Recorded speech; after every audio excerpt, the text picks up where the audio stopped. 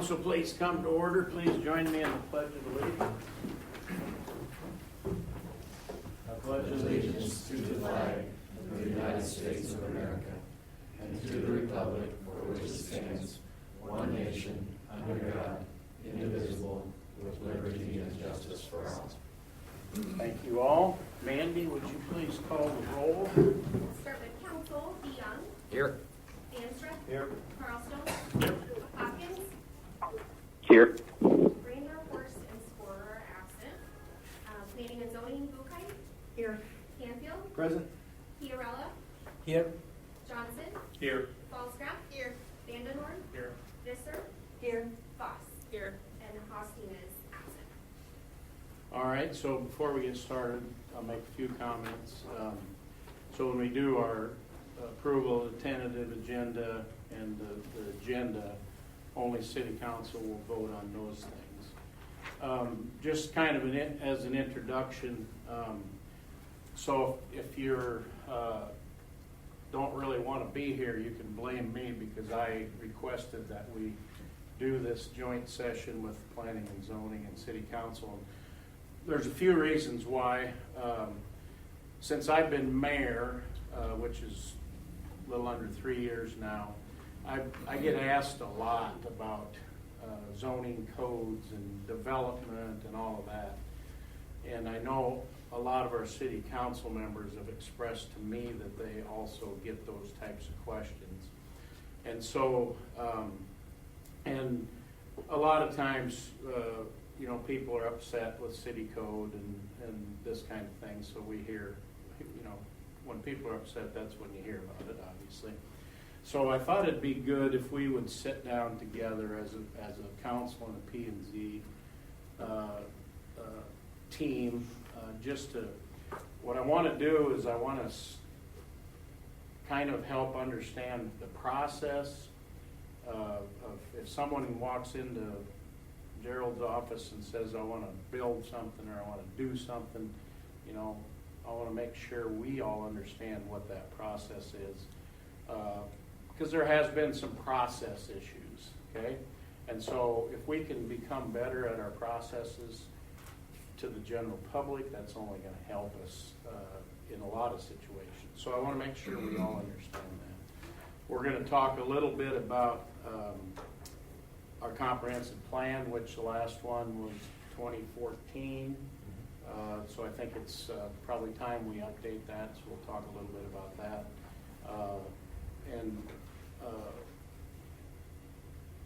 We're going to start with just kind of Mike's going to run through kind of an update of some development things around town. In case you hadn't noticed, myself and this city council is very pro-development. We want things to happen in this community. Obviously housing has been a big issue for the community for a while, and we're making some inroads, but there's work to be done yet. Amenities have been another high priority for our companies trying to hire the employees they need.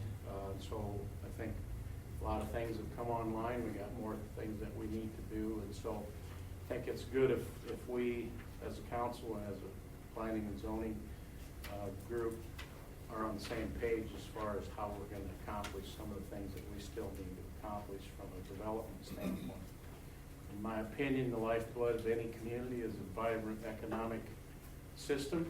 We've got a great one here in Pella. That's why we can do so many things that a lot of other communities can't. But we can always get better. We can always be better, in my opinion. So I think having conversation helps that. I think it's also, as we go through this, I think it's really important that we all understand our roles in this process. That's important also. Some of the communication issues or some of that sometimes I think happens when people maybe don't understand what their role is. So I just want to make sure we're all on the same page with that. So that's my spiel. When we get down to our agenda, Mike and Gerald will take over and walk us through some of these. But whenever you have questions or comments or please, this is an open discussion. So there's no rules that say you can't chime in whenever you want to. I think all of us, I think that'll be good for all of us. If you've got something, a question or a comment, it'll be good for all of us to hear. And so I think that'll help us make sure we're all on the same page. So we're going to approve the tentative agenda, and then we'll get into ours. So from the council, can I have a motion for approval of the tentative agenda? So moved. Support. Vanstra, DeYoung, any discussion? Okay, all in favor, please say yes. Opposed, no. Mandy, please call the roll. Vanstra. Yes. DeYoung. Yes. Carlstone. Yes. Hopkins. Yes. Motion passed. Okay, then we have a time for a public forum. Anybody out there that would like to make any comments, now's the time. I don't think we need you to come to a mic. Is there anything you can make, any questions, comments from there? Is there anything anybody wants to say? Yes, please. I just had a conversation with him. In our books in the past, and many times, I've been since 1974 on this commission. But basically, I want to make it sure that when we approve something, it's not an approval that the architects, the lawyers, they're always looking for who to blame for, who's responsible for this and so forth. We should be very clear we are approving the design intent, not the structural, of the building. It happens many times, and when it happens, they start looking for as many candidates to sue as they can. So in our documents, and when we go in there, we approve things, but conformity to our regulations, not with all the other ones that there are regulations. So it should be very clearly in the page. So that way you can say, here, read the book. Goodbye and good night. So just a comment. Yeah. So anyone else out there want to say anything? Okay, we'll get into our agenda, which we're going to first start with, as I said, an update from Mike on some development things, and we're going to talk about, planning and zoning, city council, and our goals, and all of those kind of things and priorities. So I'll turn it over to Mike now and get started. Well, thank you, Mayor, and I'd also like to thank everyone for taking the time to attend this meeting tonight. Oh yeah, I forgot to say thank you. Not especially to you planning and zoning members. Thank you for your willingness to serve on the committee. I know you spent a lot of time. The rest of us, we chose to try to get elected for our position. So, but thank you for your time, and thank you for coming tonight. I think this will be a really good exercise, and so I appreciate y'all coming. All right, thanks. Yes, sir. First thing we had is Mayor DeWart stated, as far as the general city update, as the commission is well aware, as well as the city council and city staff, we've been extremely busy with housing in the community. And just to bring everyone up to speed, when we talked about the comprehensive plan, housing was a key strategic goal in the comprehensive plan on this.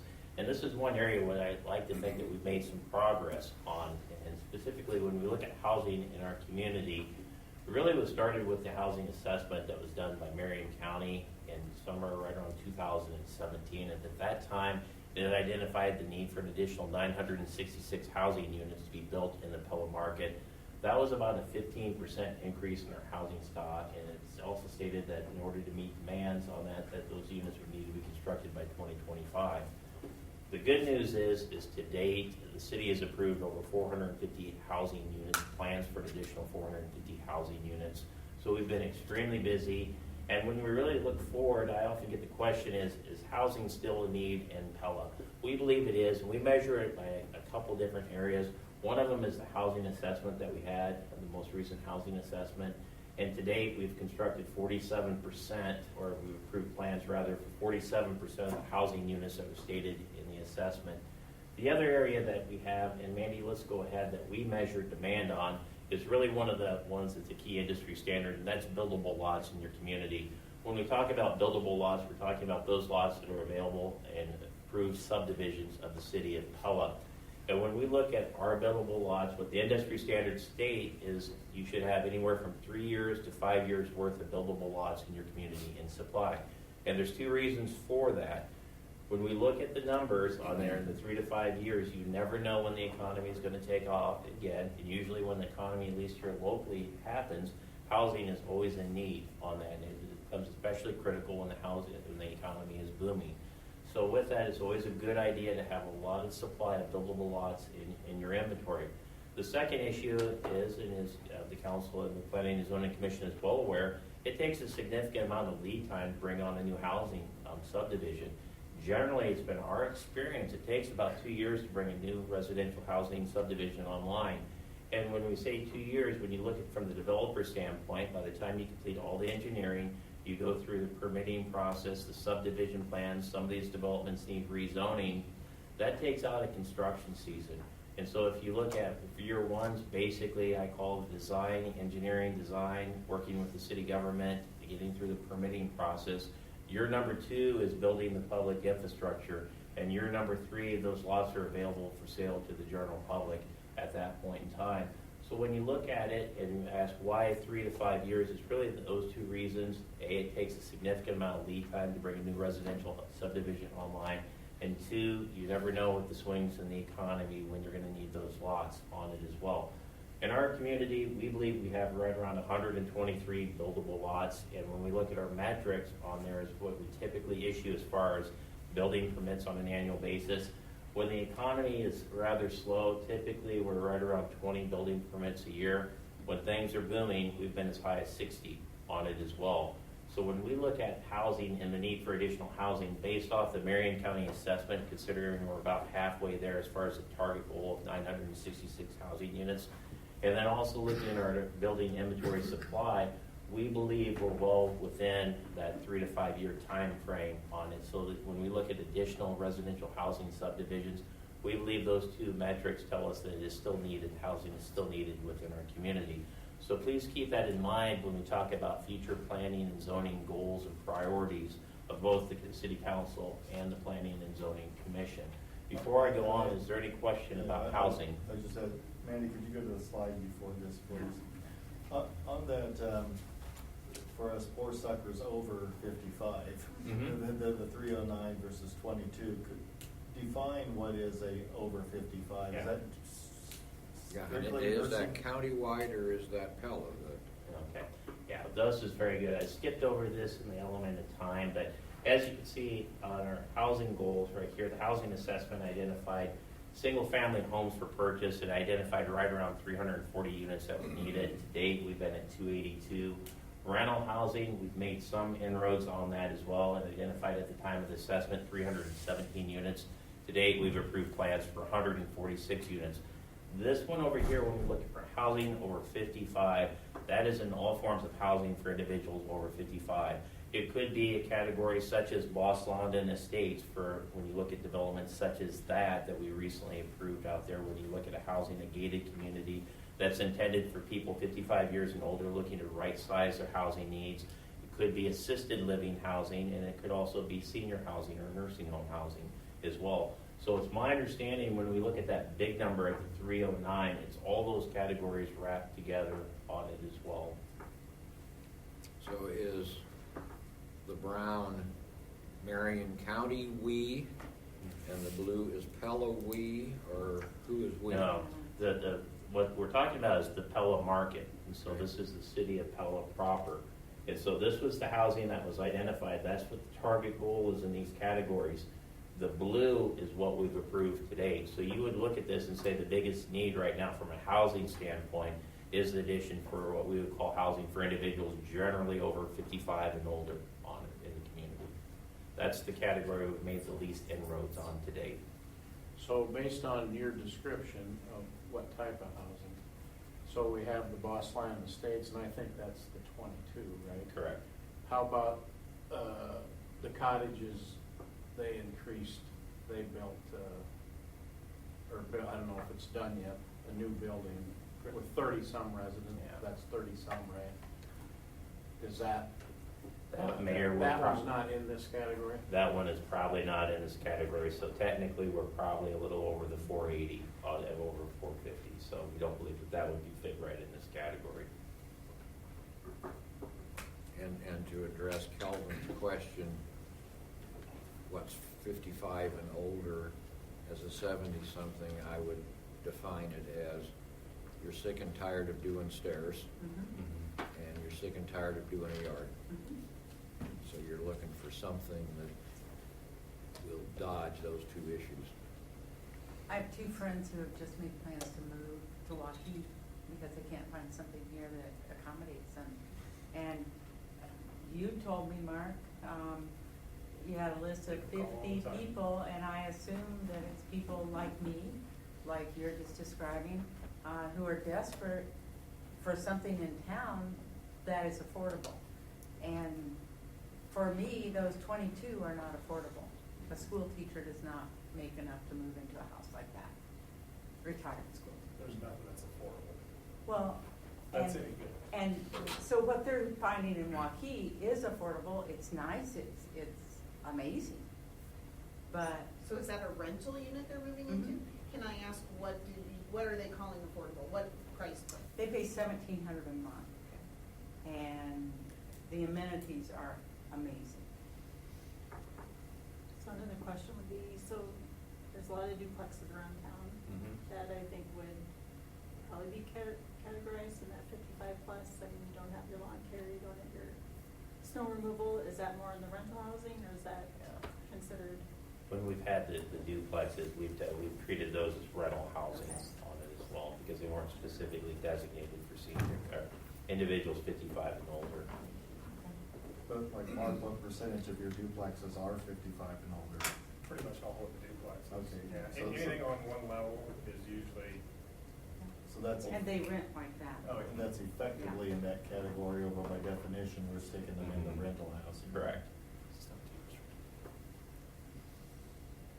I'd say a big chunk of 309 on the far right there is somewhat institutional as well. And from what I do for a living, I know our need for assisted and nursing units, so to speak, is quite high. A city only has so much ability to drive that, and there's not a whole lot of private. There's only a few players in that market. So how does the city invite that? In our case, I would say we'd have to be somewhat creative about creating competition. You know, the hospital sold that part of its business to Wesley. I don't know, that whole marketplace is getting consolidated, because this isn't a novel problem just to us. But I think that's going to be a hard pot to fill, especially at that, I don't know, 65 and plus. The ones that can't do a duplex or the patio home, that one of the couple need something additional, those kind of couples, which is quite a few.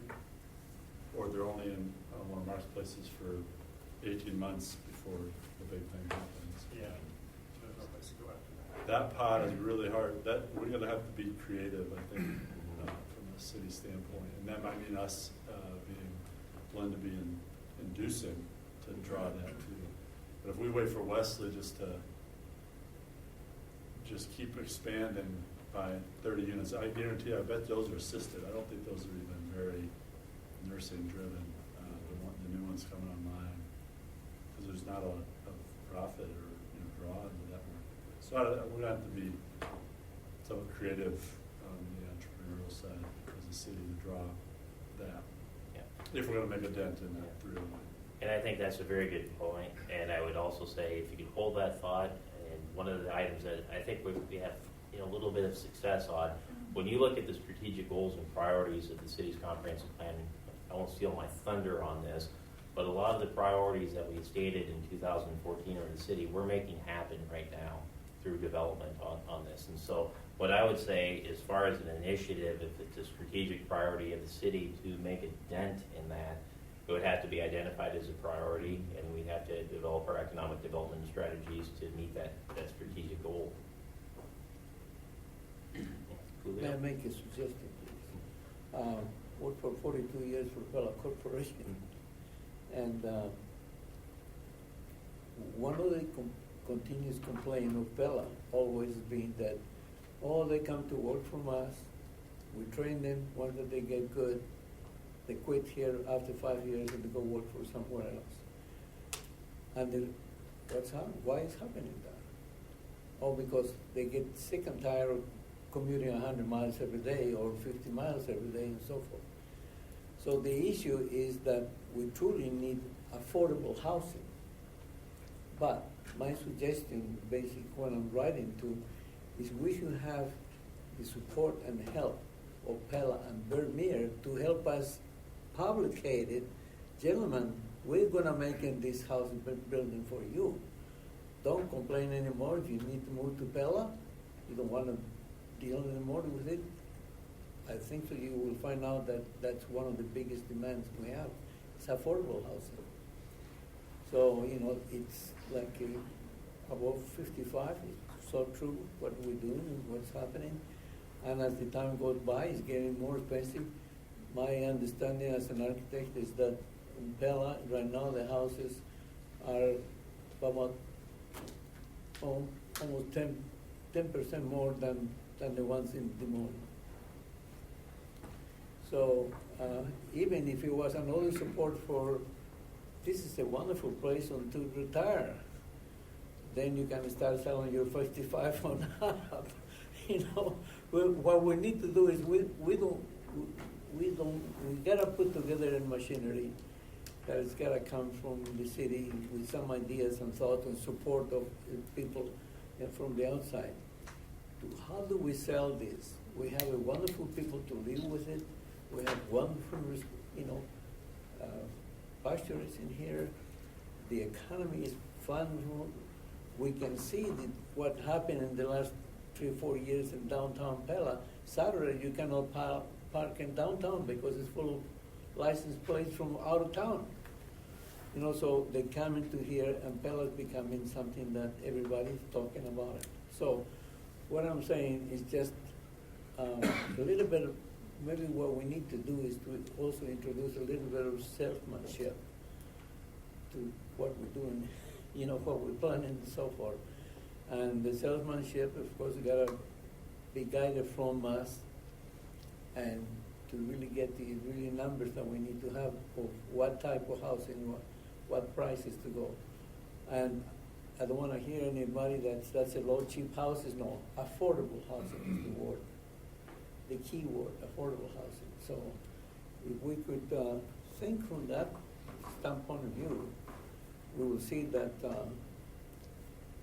not only with that demand is going to benefit that individual that needs that, but also it's going to benefit the companies, and it's going to benefit the town.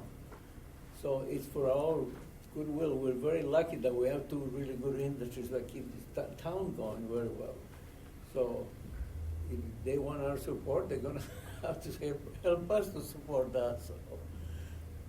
Well, I would say this, there would be two departments in Pella, Corp, and Vermeer that would agree with you 100% that the key to retaining employees is to get them to live where they work. You're so right. Yeah.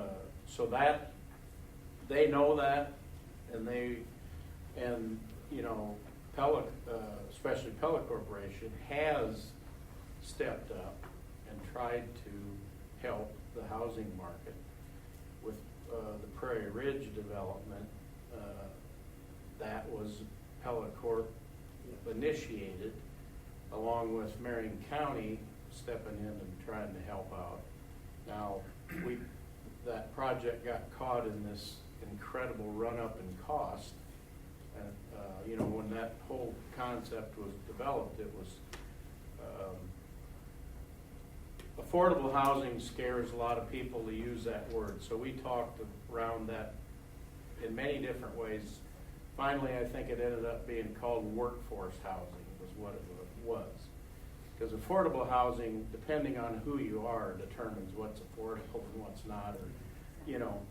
So workforce housing, well, we got caught. The idea was to try to create a community of houses that would sell for $250,000 when the first one was started, sell for $250,000, which kind of at that time felt like work, a factory worker, a Pella Corp could afford that type of a house. Yes. And so what happened is costs went from 250 to 300,000 because the material costs went crazy, labor costs went crazy. So Yeah. it hasn't produced the desired outcome like it was intended I originally. think also this problem is a very common problem all over the world, not Yeah, just I was here in the gonna say, United every States community you or talk in to. Pella, it's everywhere. And the only thing that has solved that problem to certain part is the fact that they use more prefabrication. Otherwise, most of the houses that they're built, they are components by prefabrication, reducing the labor cost. Because right now, labor cost is higher than the material cost in housing. So we got to talk or get in touch with people that is doing that in other parts of the country and find out if we could maybe actually try to get an individual that will be willing to do that in here. Prefabrication. When I mean prefabrication, not just a sailor, a tailor, what we call it, in the past, but it's gotta be designed well. But if it's not prefabricated, it's gonna use a lot of labor, and it's gotta produce a lot of labor. Even in a small house, it's gonna end up over $300,000. And I think so that's one of the problems that happen all over the United States right now. And when you look at the Russians, which you don't want to look at any one of those ones, but you take the French, take other people, that's how they solve their problems, by using prefabrication of things. Prefabricated building, reduction of labor, the typical. I don't have anything against labor, with respect to good friends of mine, but it is reality. We're very creative. We can come up with some solutions that be more advanced and achieve the goal. Well, I would defer any construction cost to our resident builders, because I don't know. Yes. But anyway. Well, the problem with anything that's prefabricated, where are you gonna put it? Nobody wants it next to their developer, their house, so that sounds good, but I'm afraid in Pella, it doesn't work. Years ago, we tried to build cheap spec houses, couldn't sell them. People walked in, where's the fireplace, where's the whirlpool tub, where's the 3-car garage? Tried that, didn't work. So luckily, Pella still wants high-end stuff. And that's expensive, and that's why everything costs a lot in this town. It's a privilege to live here. Which is Joe, very I good think for the office. let Joe say something. Well, okay? and Mark maybe will speak to this, but I think one of the key factors would be density, land density. I mean, taking the amount of land available and increasing the density, like what was done at Prairie Ridge, so the infrastructure costs overall are less, so you can sell more units, whether it's duplexes or Right. townhouses or individual homes, but get more density in the same amount of space for the same infrastructure, for the same amount of street length, the length of the streets, the total feet of water and sewer and all that kind of stuff. Correct, which is what happened at Prairie Ridge, over Yeah. smaller lots. That was the idea. That was the idea. Increase the density. Yeah. Correct. Well, we could probably get stuck on housing for a long Oh, time. yeah. We better try, Right. we better try to move on a little bit. Okay. A good discussion, and we'll be circling back on priorities and goals on this. So Mandy, let's go. Okay, well, here we are. This is just a recap. Everyone's familiar with what's been done so far, but the key takeaway is if you look at development on this has really occurred on the west side of town. We've actually had some redevelopment in the downtown as well, along the Boston Golf Course. Our new residential subdivision, Timberview, is planned for the northeast portion of town. So the good news is this development is happening on all portions of town right now with that. So we've been very pleased on the efforts to date with that as well. So Mandy, let's go ahead and we'll switch gears and talk about commercial development. And really, we've been very fortunate recently with the commercial development that's occurred in our community. Just to talk a little bit about the businesses that have expanded in Pella. Vermeer Corporation, that was absolutely huge what happened in 2018. The tornado eliminated roughly 460,000 square feet of manufacturing space in our community. Vermeer fortunately rebuilt 540,000 square feet of manufacturing space, and that doesn't count the parts distribution facility that you see pictured here as well up here. So the expansion and the $90 million project is actually more than this as well, but there's significant investments in our community. We're very fortunate that Vermeer made the decisions to rebuild in our community that they did on that. In addition, on the industrial side, and this was additional good news for the City of Pella, lately North American, as you're well aware, recently built their new North American headquarters within our community. That's a $20 million facility. At their current location, they were on the Vermeer campus, and they freed up that space for additional growth at Vermeer as well. So it was a double benefit for the City of Pella. We were very pleased with both of those. And now we wanted to talk a little bit about the amenities side of things. As the mayor stated, when we talked about restaurants on there, that was another key strategic goal in the city's comprehensive plan. We feel that we've made some progress along those lines with two recent additions that we've had. The Smash Park Recreation Center that's opened up in the Prairie Ridge development as well. We have pictures here, the pickleball courts down here as well. That's recently opened up. Chick-fil-A was scheduled for right around Thanksgiving. We believe it will be early to mid-December before that facility, before it opens up as well. So we have made some inroads as far as the amenities, but I think looking at it as well, that remains another need out there as well as the additional restaurants and dining, eating and drinking establishments on that as well. Before we go on, I'll take a pause. Is there any discussion on commercial development?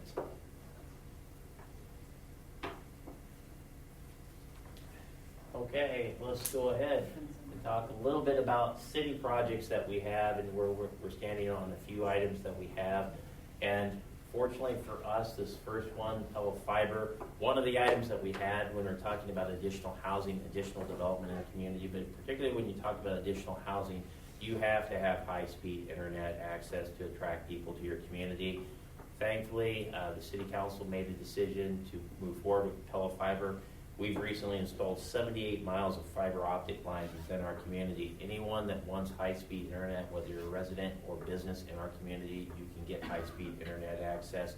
The good news is I think we just passed our 1,800th customer on Pella Fiber, so the utility is live and well. In fact, we were booked out on installations on that, so it's been a very big hit in the community on that. Now, as far as a couple other projects that we're in the midst of planning on, we are also planning on building an indoor recreation center for the community. That's something from city staff level, that's probably one of the number one concerns that we've heard on there is recreational opportunities within the community, particularly in the winter months. The new indoor recreation facility will contain some bare minimums. It's going to contain additional gymnasiums. Right now we're planning tentatively for at least 3 new full-size gymnasiums. There'll be a recreational pool. There'll also be planning for a competition swimming pool at the facility as well. And in addition, we'll have an indoor walking track, and we will have a rock climbing wall in the facility. But from a development standpoint, really impacts planning and zoning in the city council, is we believe projects like this have the potential to spur economic development around them. So when we look at the indoor recreation center, we're planning that on the northwest corner of the Pella Sports Park. As a part of the project, we're also planning on extending University Street from 240th Avenue all the way up to 250th Avenue. In addition, with that street extension, what we will also be doing is extending public utilities out there as well. So we believe the location of the indoor recreation center has the potential to spur additional development on the eastern side of our community. If you recall that housing chart that we showed, or the graphic showed where the developments were occurring in our community, I left off the eastern side of our community, but if you look at the potential for new development out here, you have Pella Christian down here to the south, you have the Pella Community Schools located right over here, and we believe this whole area has the potential, with the installation of public infrastructure, to potentially accommodate additional development within our community. So overall, when we look at the new indoor recreation center, we're very excited about the project. Councilmember Carlstone is spearheading our ad hoc committee on that as well. But tentatively, we're planning on opening this project in 2025, and plans are actively being discussed at the city council level. We're currently in the engineering phase on the project. But again, this project has a lot of potential. And Mayor, I don't know if you have any additional comments on the recreation center? I've got a question for you, Mike. Mm-hmm. I do agree that something like that does spur development around it. Has anybody talked to those local farmers? I do happen to know those guys are pretty stickler about not wanting to sell. Of course, to develop, they're gonna have to sell. Has anybody reached out to them, that they'd be willing to sell ground off of either Dom or Vermeer to the north? Because I know Vermeer can be pretty tough over there. Mhm. As far as the property owners, we have not had discussions to date on this, but on the development, we believe the potential is here. And Mayor, I don't know if you'd like to address that question as far as the property owners and the potential for development. Well, I mean, I know what you're saying. I think there's, obviously, we will have that discussion. If you go the other direction, I think the city already has right-of-way for the street going to the east. And so, yes, there's two property owners there that will have to be negotiations to buy a right-of-way through there to extend the street. I know if they'd ever talked about, selling off, a chunk there to. Well, yeah, I mean, there's been some movement on some of that ground, out on the The east church side. bought. The church bought, and there's, Sold that, is that Dawn?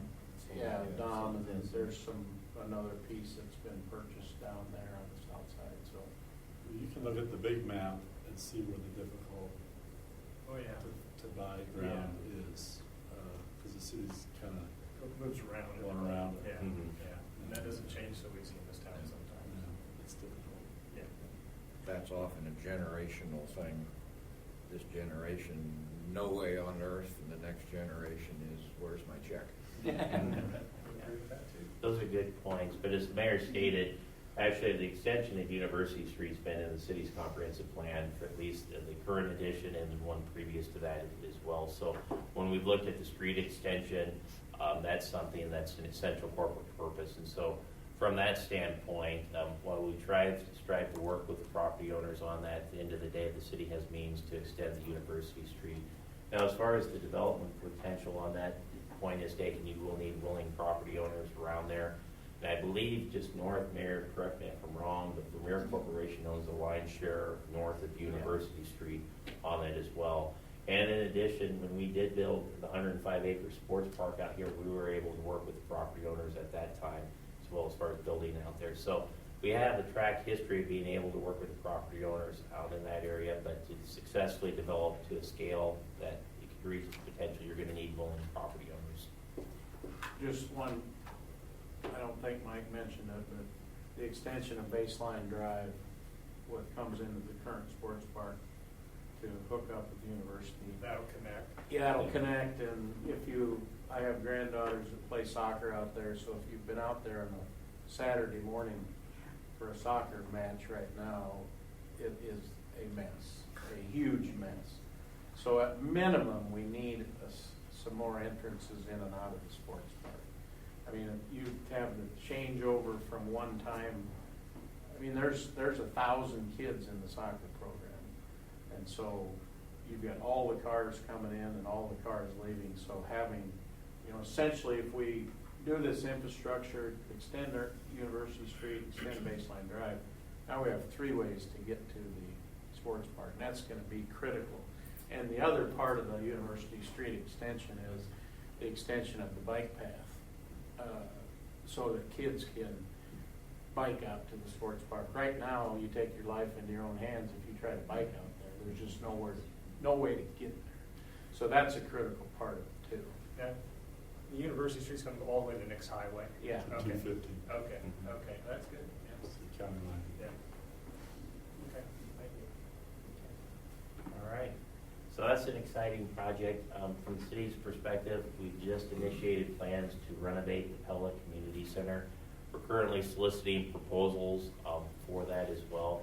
Our current timeline largely mirrors the Pella Sports, the new indoor recreation center. What we're hoping to do is get an engineer on board by the end of this year and actually develop our plans and finalize the plans for the renovation during 2023.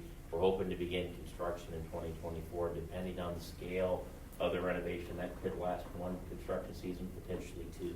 So ultimately, we're hoping to have that project completed by 2025.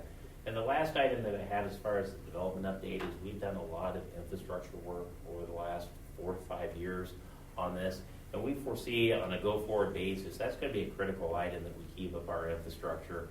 And one of the items that we have just to talk about what people normally associate with infrastructure is our public streets. Looking at our streets, we've had a recent street assessment. That street assessment that was conducted by the Department of Transportation identified about 10% of our streets being in poor condition. Now I know 10% of our streets being in poor condition, that's nothing to brag about, but for a lot of communities, that would be very envious on that as well.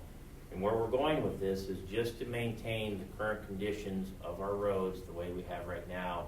We're looking realistically somewhere at the need to be investing between $1.5 to $2.5 million on an annual basis in our street network just to maintain the current conditions on theirs. So on a go-forward basis, when we plan things from an infrastructure standpoint, that will continue to be front and center from the city's standpoint. The other items to briefly talk about from an infrastructure standpoint, we feel we're in a very good position with our electric utility. We've recently went over to a conversion to Missouri River Energy Services. We have a long-term power supply arrangement with Missouri River Energy Services through 2057. Our distribution system for the city, about 95% of it is underground. And we feel really good from an infrastructure standpoint where we are with the electric utilities. From that standpoint, we're in very good shape. Ditto on our water utility as well. We've recently had a very large-scale renovation where we actually switched drinking sources for the community, and switching from the Des Moines River to the Jordan Aquifer. That project went very well. It's been successfully integrated into our system. So from that standpoint, a treatment and supply standpoint, we're in very good shape. The key issue when you talk about the water utility and also the wastewater utility is the distribution and collection systems out there. And it's ditto when you talk about streets and the large investment that's needed to maintain your current infrastructure. We're facing the same thing on the water and wastewater side of things. So it's going to be critical that we continue to invest in our infrastructure just to maintain the current standards, because infrastructure is necessary to support community growth in the community as well. So when we look at big picture items, those are items that are front and center from the city.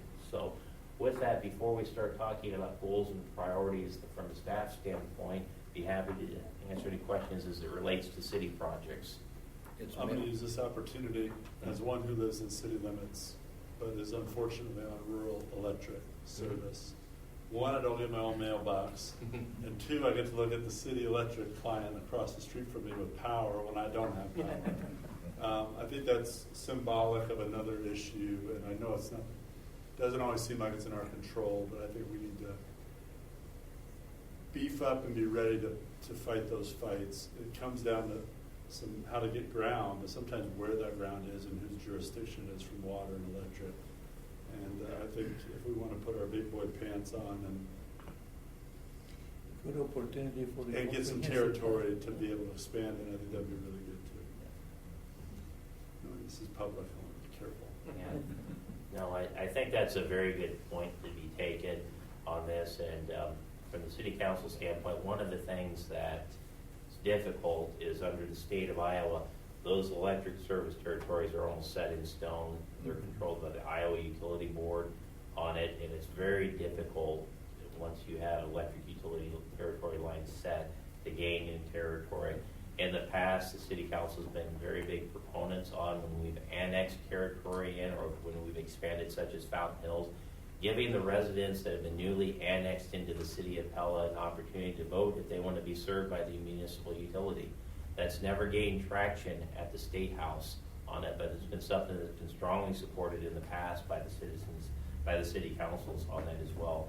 And I would also state, in looking at from the water side of things, we've worked very diligently on the territory issues with Iowa Regional Utility, IRUA on it, formerly Central Iowa Water. That continues to be an issue on a go-forward basis. So the point's well taken, that those utilities are necessary for growth, but it's also equally important if they're in someone else's service territory, that could equally be an impediment to growth at times. There's a lot of battles going on between cities and those all over the state of Iowa, probably a lot of places. So. When it comes down to our uniqueness, there are a lot of cities that are end up really fighting for growth, like we get the advantage of doing. I get that. It's a problem of privilege that we enjoy, but it's a hurdle because we have invested as a city and underground and all that stuff. Not all the citizens enjoy it. But but then again, we're just paving some city streets, so we're getting there. It's the middle of October. Is the overlay project going to happen anymore this summer? Excuse me? Asphalt overlay project, is that going to happen yet this summer? I'm not sure about the asphalt overlays that we have scheduled this year with the staff. I do know the good news is on University Street on that. I'd have to check the status of when the asphalt overlays, they very well may be scheduled for next spring on it as well. But as far as the street projects, one of the big ones that we have is University Street. And Denny is telling me that I believe that project should be open within a couple weeks on it as well. So from that, the two big ones that we had this year were University Street and the old City Hall alleyway, and that one continues to progress. But Well, I noticed this summer when they were patching cracks and stuff Oh. like that, there are stretches they didn't touch because they were going to be overlaid, and now they're laying there. I'll have to get back with Public Works on the status of our overlays. Will either take place yet this fall, or it could be potentially next year on it too, so.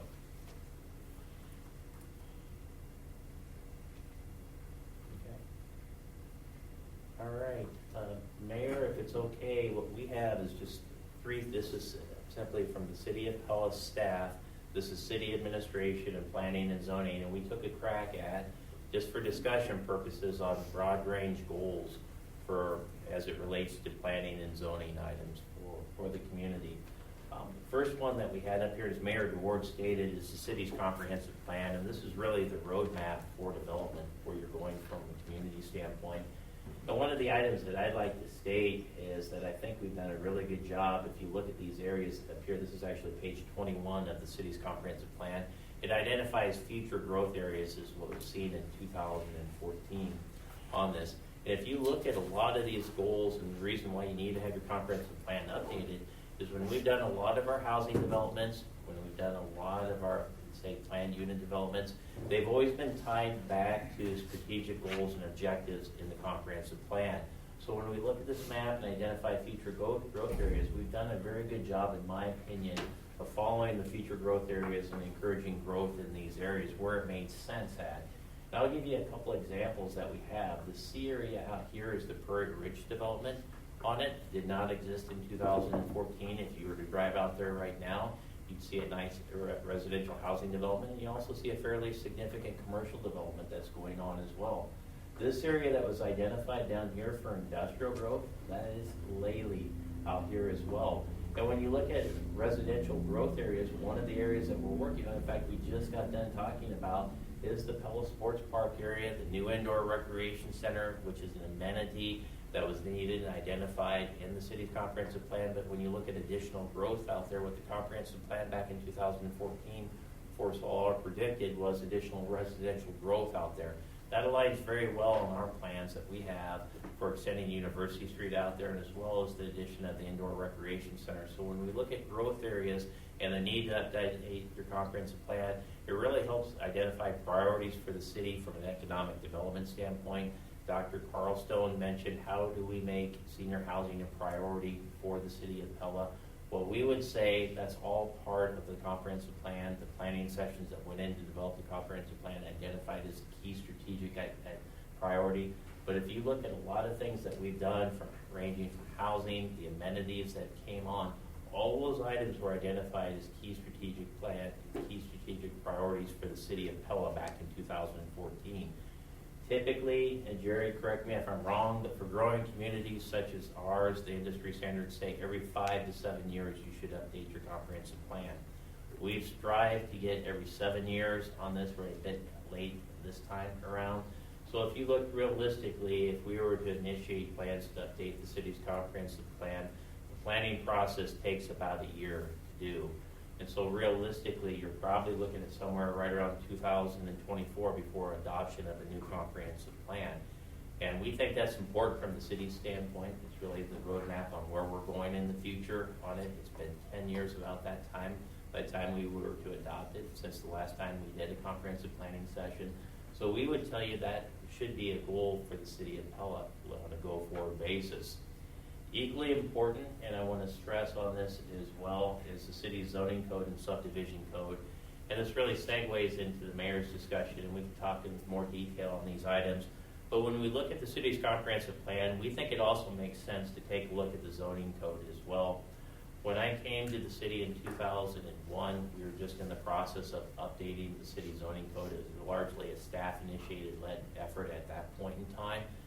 We think, since 2001, we think it makes sense to take a look at our zoning code. And one of the items that we would tell you from a city staff standpoint is the definitions that we have, or the use definitions in your code. It's always a good idea to keep those updated, because as development happens, if you have good definitions out there, that really eases the development process. It brings clarity to the development process, not only from a commission, city council member, but also from a developer standpoint as well. What the dilemma is when you don't have good definitions, or your code's somewhat outdated for new uses that are coming online, it causes problems, it causes delays, and it causes consternation. So what we would suggest is the zoning code update, and what I would say is probably the more critical element of that is looking at those definitions and making sure that we have updated definitions of uses that are currently taking place in the industry. While we're at it with the zoning code, we also think it makes sense to take a look at the subdivision code. While we're not suggesting any changes to the subdivision code, we do believe there's elements that we could add clarity to the subdivision code that makes it easier for developers to understand and maybe guide them through the development process as well. And so these could be easily updated during the same period of time that we're looking at the new comprehensive plan for that as well. The last item that we have, and before we go on to the development aspects of things, is there any questions as far as the comprehensive plan or the zoning code or subdivision codes?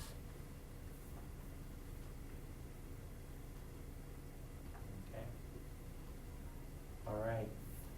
Last item that we have, and this has been an item that's been discussed at the city council level, is the Oscaloosa Street corridor. We've been working on, for some period of time, redevelopment plans on the corridor.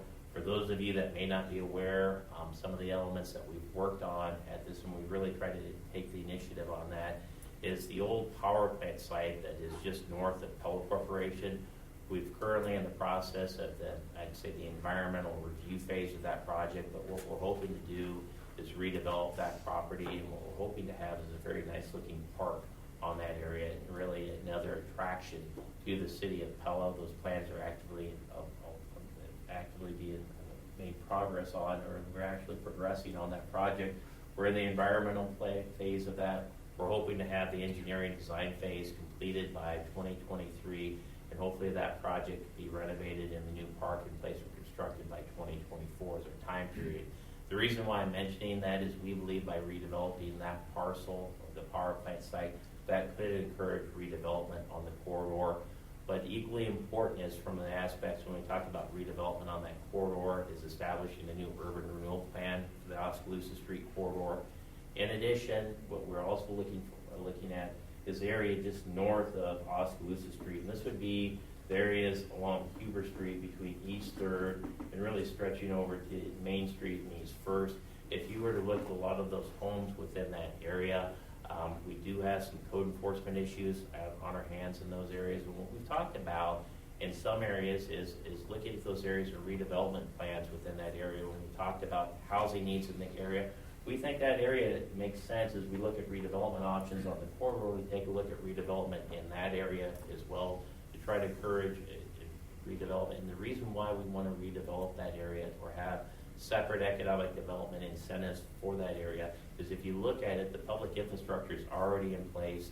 There could be a significant savings to the city. And so what we have as a goal would be very similar to the South Main development. For those of you that were on the council and the commission at the time when we approved the South Main development, we set up an urban renewal area with the dual goal of encouraging economic development in that area and also the elimination of light. We think this would be a good target area for that on a residential standpoint. And what we've also talked about just on a preliminary basis is when we look at that area, we think that could have a lot of smaller projects. So this would be developers going in, buying homes, eliminating the homes, building up to maybe potentially single family attached or duplexes in the area. What we're talking about is offering the economic development incentives that wouldn't require economic development agreements for every deal to be done. What we've talked about is encouraging new development, potentially using tax abatement in that area for new development as well.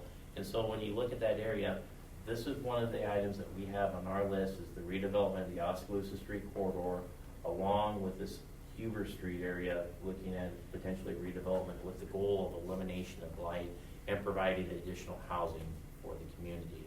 So with that, Mayor, those were the 3 staff goals that we had for discussion purposes with that. And I believe that concludes our presentation as it relates to city goals.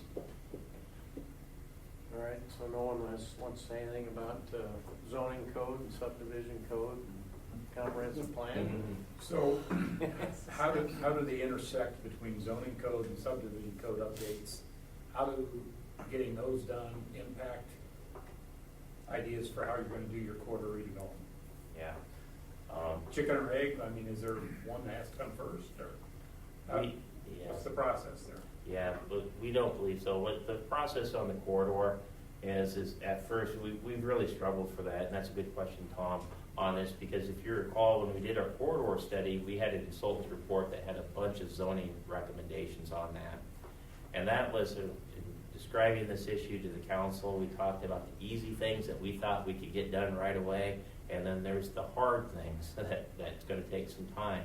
The easy things that we think we can get done right away were initiate plans on city-owned property on the power plant site, on the redevelopment side. We thought we can get that done. That was true.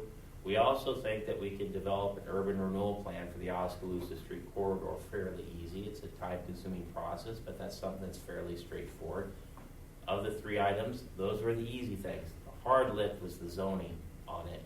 And where we've had this debate back and forth, Tom, in answering your questions, this is kind of a long-winded answer to that, is there's 2 schools of thought on redevelopment. We could go in, like the plan stated, and set up a special zoning district on Oscaloosa Street and make a bunch of zoning adjustments on there. The dilemma that we have with that approach is we don't have a real developer for any of these properties on here, and someone that would look at it and say, I want to do X here.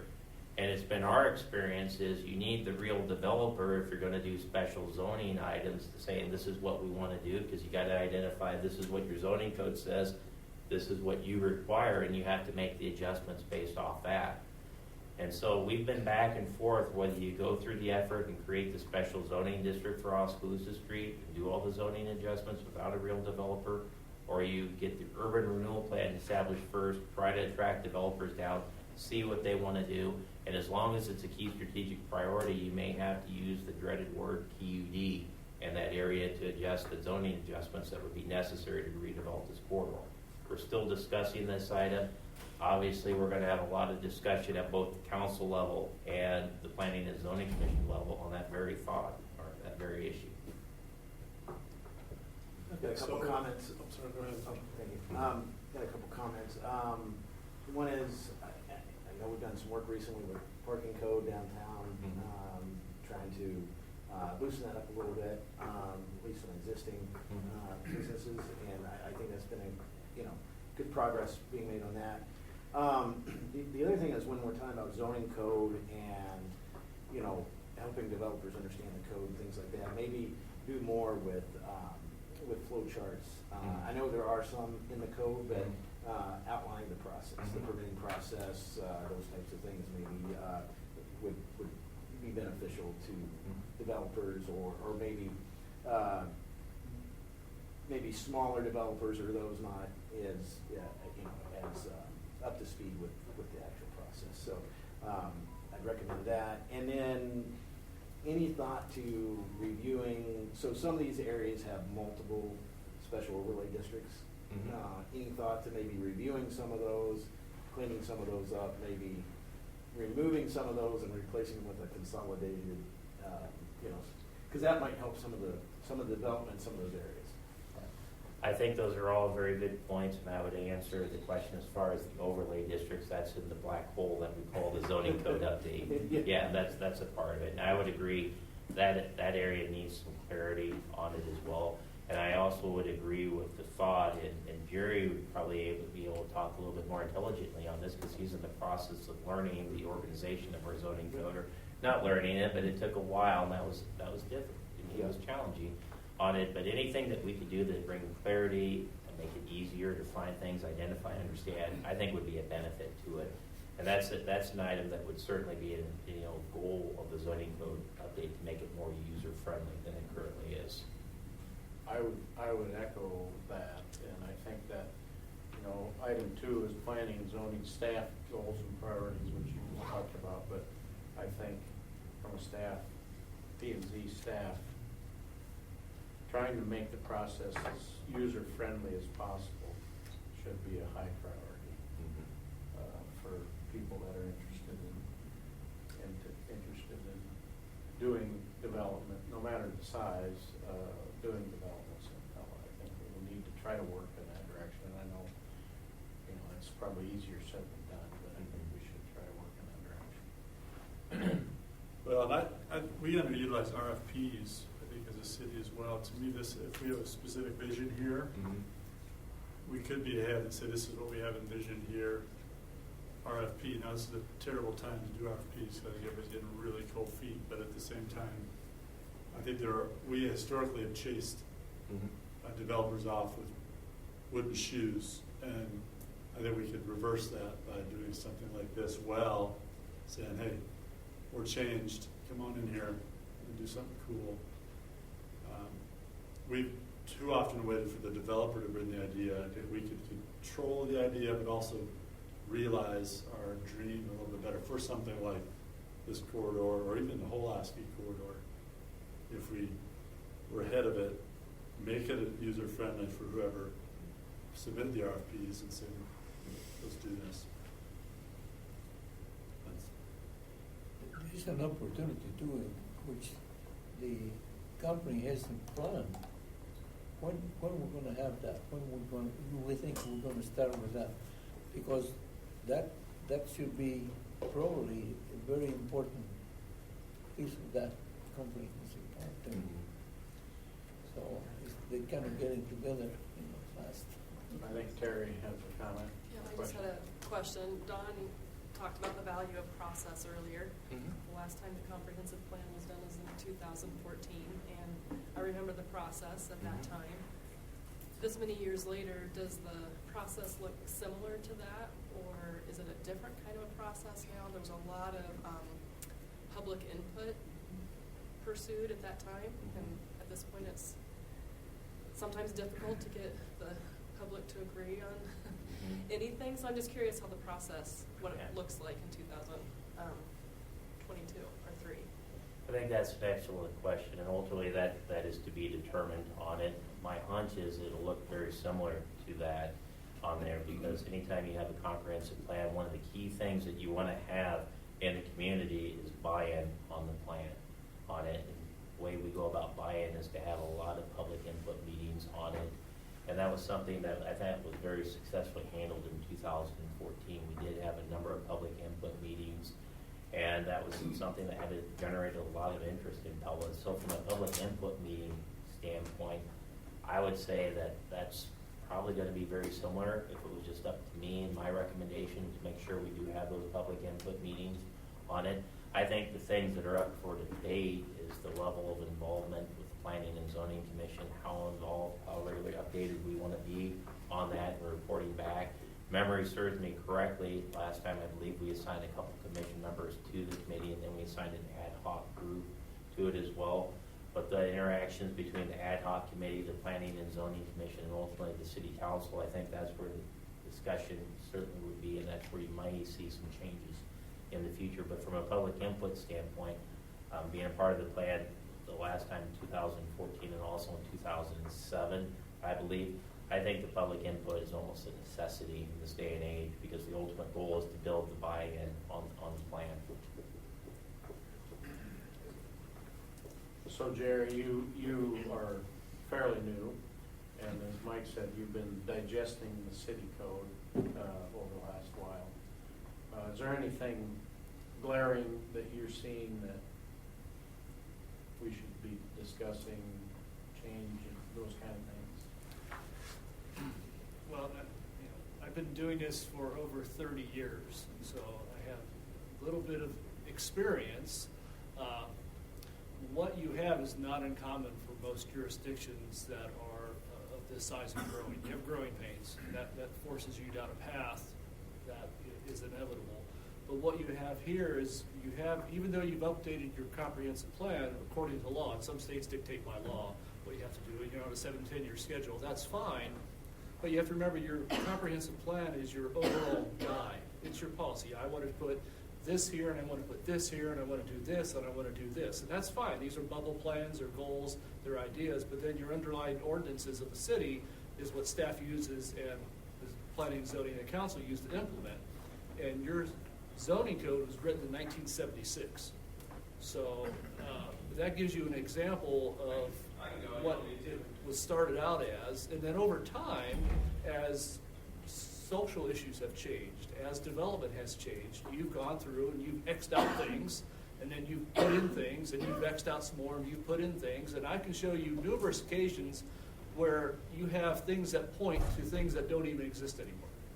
So it's open-ended, and you have code sections dealing with self-storage here, but then 15 pages back in the code, you have another section that overruled that section with additional codes.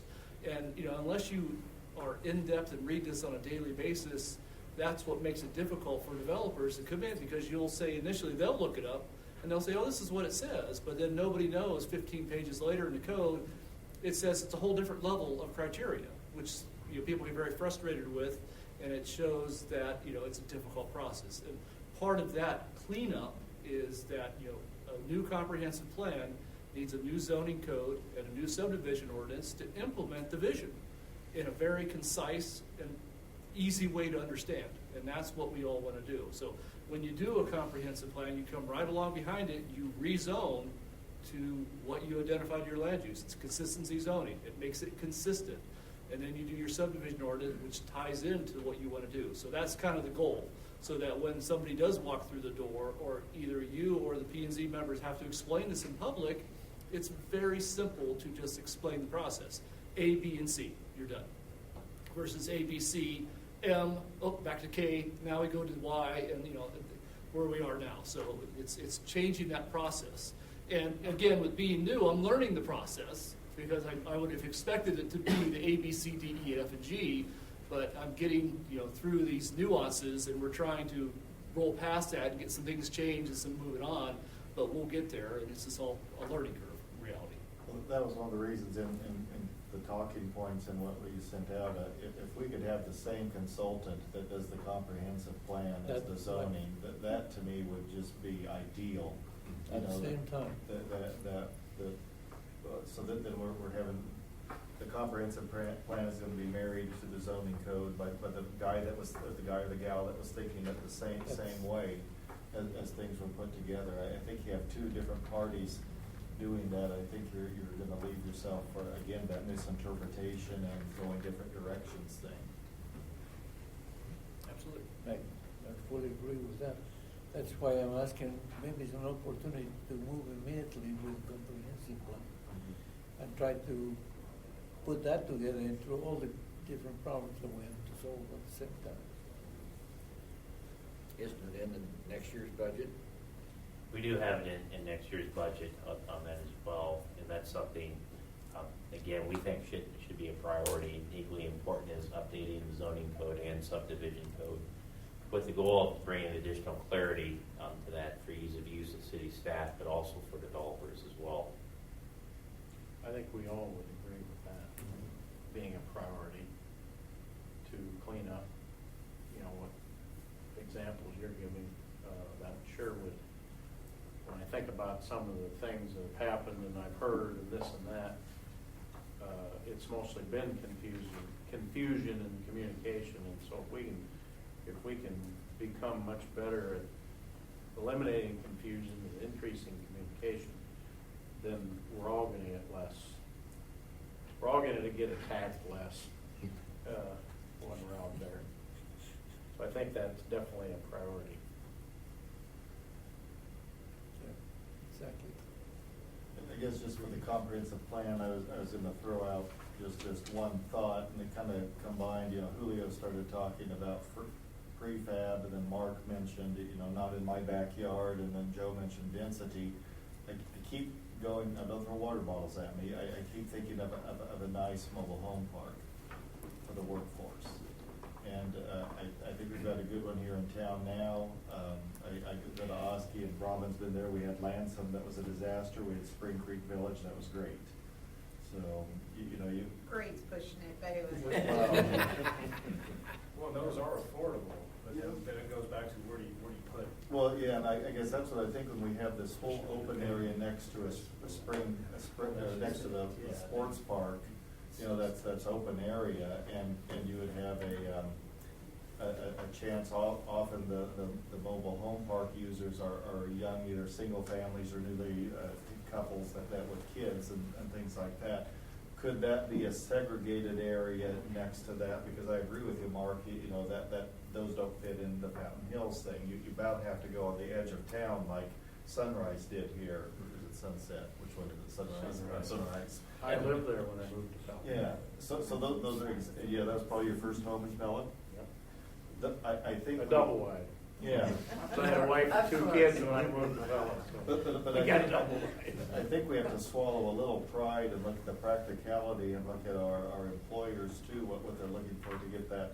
Because yeah, you have moved on from the double wide to South on Main.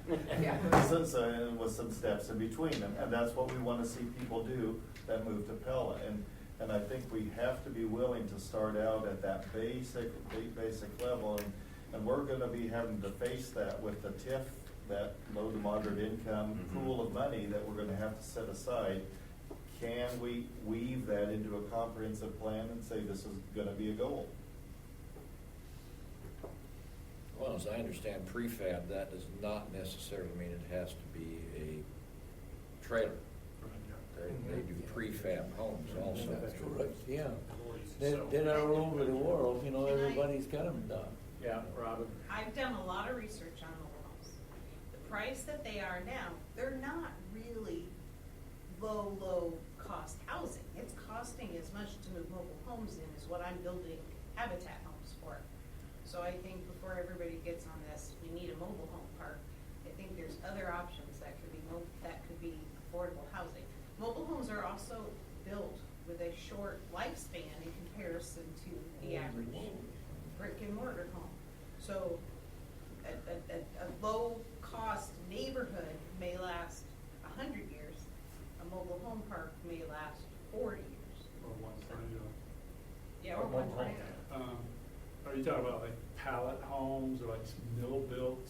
Well, you know, the prison is doing, and I've been doing a lot of research. I've actually spent some time at the prison meeting with them. They're doing some that they build them at the prison, they move them out. It's not a mobile home. It's they do the parts there. Those homes are really costing about what a mobile home moved in is costing these days. I think if we really want that affordable, that kind of price point, there's other options to mobile home parks that would be a little more palatable. Prison homes would be tough because they're all sold out. Well, until you say we want 100 of them and we want it in this year, so that's not. They're selling homes for 2023, a year from now. It's not like 10 years before you get one. So. From a builder standpoint, you can still build an inexpensive house. Yeah, you can. I You do it really every day. can. You can't throw in all the bells and whistles everybody wants, but you can still build a very inexpensive house and still have a good house that will last. It can be done. I will continue to say I just built 2,400 square feet for $160,000. The difference is I don't get paid. So you take that developer fee, you take Mark out, and that saves $100,000. That's our big money's out. So, it can be done, and it can be done, and it can be done in good taste, and it can be affordable.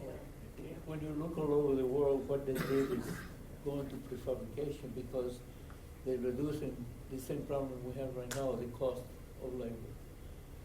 And by doing that and repeating a lot and being creative, if you go all over the world, you will find they're made way ahead. The United States is behind that. Well, Julio, but we're getting to a point in which we're going to need to be at that level too. You know, I also serve on the Central Iowa Workforce Development Board, as does Terry Voss. There are other solutions out there. You know, they have programs that promote education through those building programs and stuff. So there are unconventional answers to some of these programs. I'm looking forward to 3D printed homes. Yeah, we're online to do Yeah. one. So, you know, that's another possible option. So we're trying some new things. So. When we talk about the options that Robin is talking about and some others have mentioned, does that fill our houses for purchase gap, or are we shifting some of that kind of housing into our rental property gap? Because we have a significant rental property gap over and above housing for purchase. So where does that fall? Yeah, I think that's a good question. And one of the things I skipped over, but is equally important to note, in the comprehensive plan in 2014, as a part of the plan, we did an update on housing assessment on it as well. And so realistically, when we look at doing the comprehensive plan again and going through that, part of that plan should be an assessment of housing on it and the gap and analyzing those three categories to verify where we would be at. Now, in answering your question, what we would look at is everything kind of got lumped into. If it's a single family home, it goes in the single family category. It doesn't specify whether it's affordable housing, workforce housing, or high-end housing on it as well. So that's how we've at least been characterizing these items. And anything from a rental standpoint, regardless if it's a duplex or an apartment complex, that's the rental housing. So it's very broad categories. But one of the items that we think that we should be doing on is the housing assessment was done in 2016, 2017. So even now it's becoming somewhat dated. It'd be nice to have a fresh set of eyes on that very subject again as part of the comprehensive plan update. Can I ask a question about that? I just call it the offset money. You know, the tip money that has to go 36%. Mm-hmm. Is it feasible that the city could use some of that money and hire the developer person that was a full-time employee so that you took the mark out of the picture and that person was coordinating? Can that be part of that money? The safe answer in answering that is that's probably something we'd have to look at, but generally on it, and we'd want to make sure we got that reviewed by legal counsel on that. But it's my understanding on what's commonly referred to as the low and moderate income housing fund that we're going to have from these housing developments that we have. And just to oversimplify things, for all the housing developments that we've had, whatever was awarded to the developer for reimbursement of the public infrastructure, we have to take 36% of that award and dedicate it towards low and moderate income housing in our community. So as these new valuations come online, we start receiving TIF revenue, we're going to receive those funds. And it's really up to the city council today to develop programs for low and moderate income housing. So Robin, what I would say is that's a possibility. And it's really a new concept and before committee and saying that we definitely could, we want to make sure if we're going to hire staff to do that. I think that's something the city should look at. I also think up and coming in my field is land trust. And I don't know if you know how a land trust works, but what makes the housing extremely affordable is a land trust, and the one I know in Florida that I dealt with them, the whatever entity it is, they own the land, so all you sell is the house, and you keep the house sales to, they can go to family members, but if you sell it outside your family, it has to be to someone who's still low or moderate income. So it perpetually keeps that property, and the cost is down because they don't have, the property isn't theirs. So I think that's something else that's unconventional that maybe Pella needs to look at, because we're in that market where there isn't a lot of the affordable. So is the land trust part of the governmental entity? Well, the one that I've been dealing with in Florida, it was started by government officials, but they made them start their own nonprofit, governed kind of by some of these officials and other nonprofit leaders. So I would say the idea was the government kind of kicked off, but supervised by the government. But then for 99 years, that land cannot be sold. And it's kind kind of an up and coming thing. So have we done any projections on when we will start receiving LMI money and how fast? I mean, I know I've seen that. What kind of, when we'll have a fund, a Yeah. significant, or a start of a fund? I think the answer to the question is, Mayor, we have a fund now. It's not very significant just because all the valuations are coming on board. But my hunch is if you were to give out another 3 years, it would be fairly sizable where you could actually do something with it. The initial thoughts had been rent subsidies or down payment subsidies to help low-income people get in good housing. Certainly be more creative than that. Well, I Like the could- banks like. There are a lot of rent Down payments. subsidy programs out there, you know, so, you know.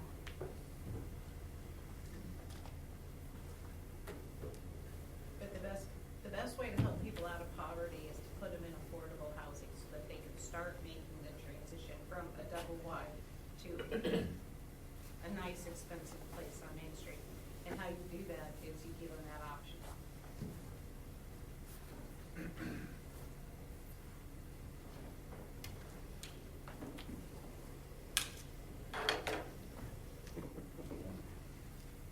So is that Pella's biggest hurdle is affordable housing? That kind of seems to be the biggest.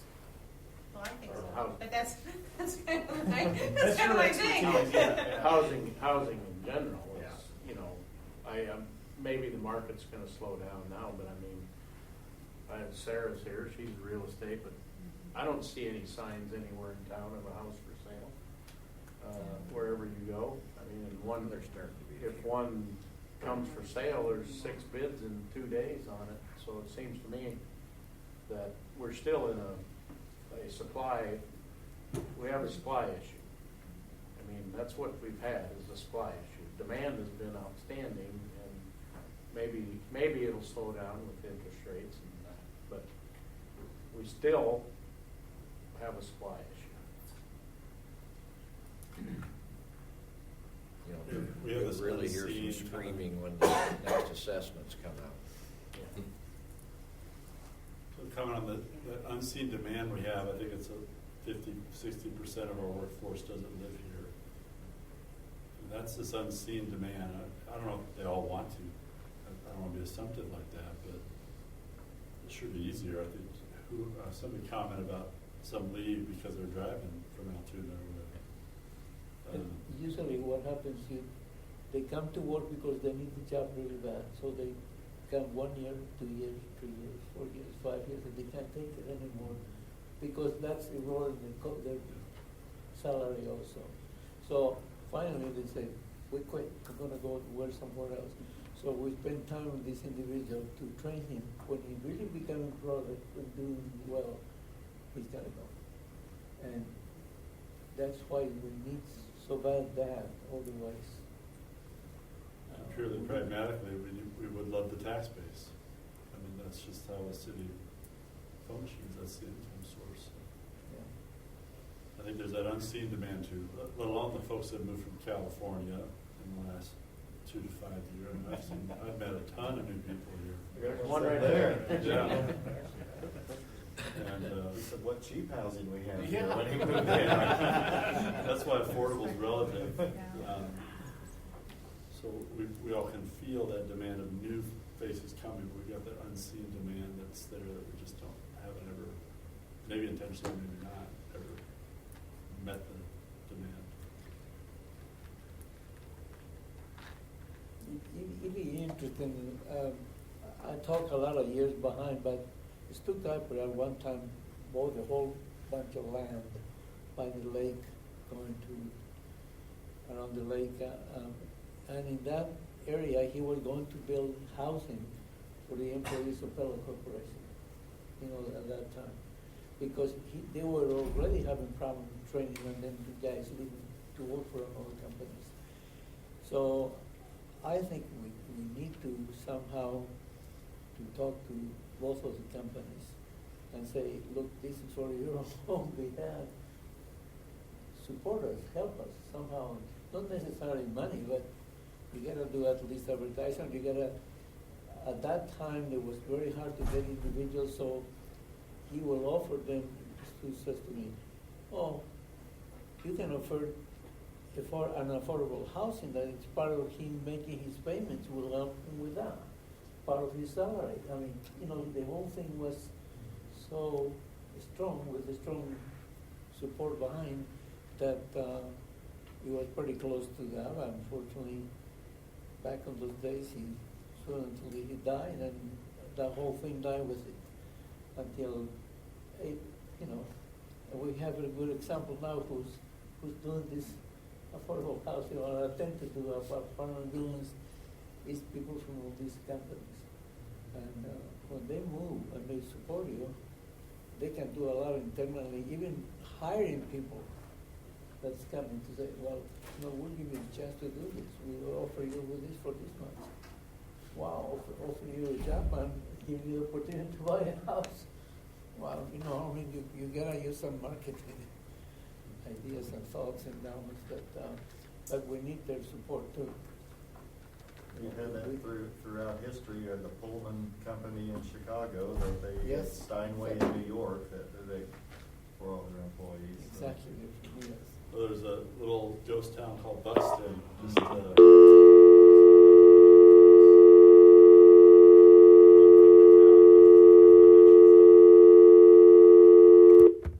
Dave must have hung up. I think Yeah, he's he just coming. walked in.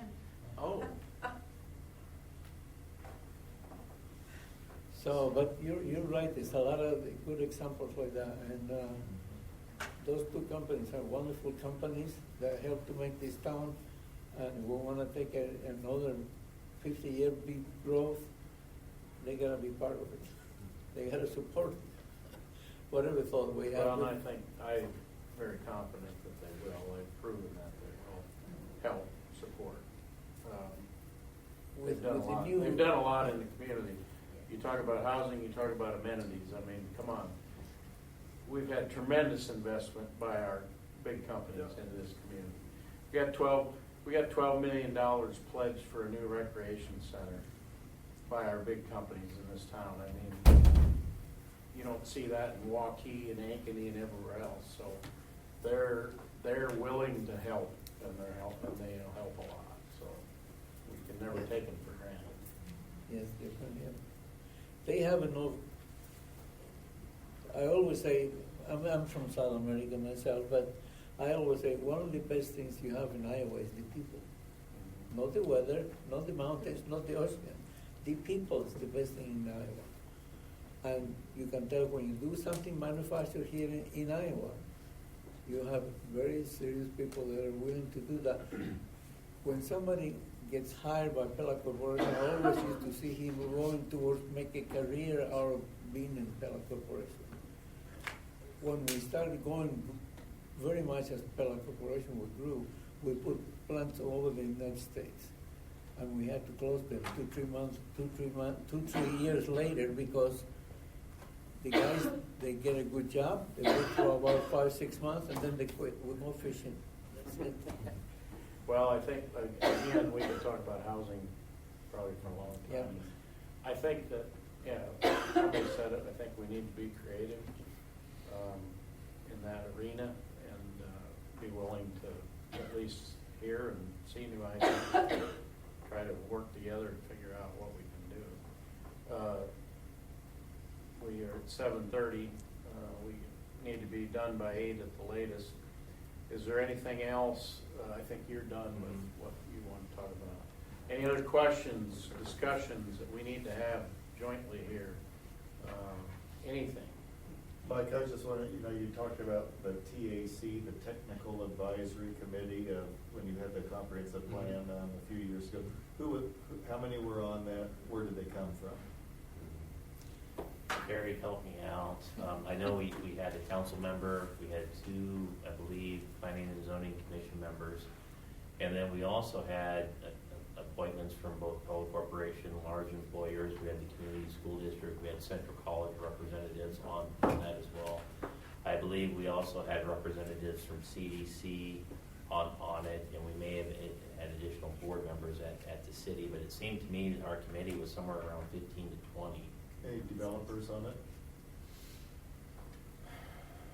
Does it say anything? Well, I'm not sure if we had the names in there as well. Larry We DeVries may have was been on had it. Larry DeVries on Okay. that. Larry Lottbach was on it. Yeah? It seems like a pretty good mix to me. Oh, okay. Throughout the, Yeah, you're right. School district, I'm just looking down to see if we missed any of them that we had. Yeah, we had CDC, Yeah. developers. At that time, I'm assuming that's why Barb Kniff was on as well. And then we also had the Marion County Supervisors had a representative on, so. Yeah. And in addition, we had the PACE Alliance, and we also had, thank you, Terry, and the CVB on as well. So altogether, we had a fairly large committee. In the process, we met for over a year in developing this, and that group also arranged and conducted the public input sessions as well for the comprehensive plan.